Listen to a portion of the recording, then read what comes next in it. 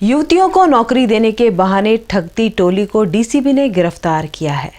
नौकरी.com और मास्टर.com में feed data के आधार पर संपर्क कर मारुति, होंडा जैसी कंपनियों के जाली इंटरव्यू व अपॉइंटमेंट लेटर दिलाने के बहाने युवतियों को नौकरी दिलाने के नाम पर ठगते 3 आरोपियों को मोबाइल, लैपटॉप के साथ डीसीबी क्राइम ब्रांच ने साइबर क्राइम की शिकायत के आधार पर जयपुर से गिरफ्तार किया है।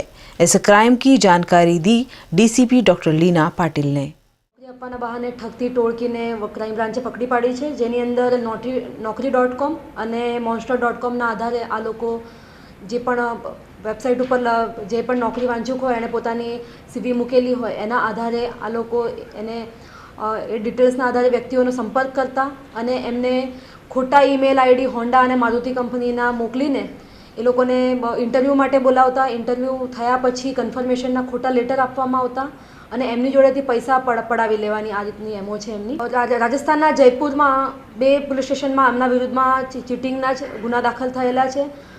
ઓલમોસ્ટ ધોરણ 12મું પાસ સુધીના જ વધારે કંઈ અભ્યાસ કરેલો છે નહીં, પરંતુ ટેકનિકલ નોલેજ ધરાવતા હોવાથી આ પ્રકારના ફ્રોડ એમણે કરેલા છે।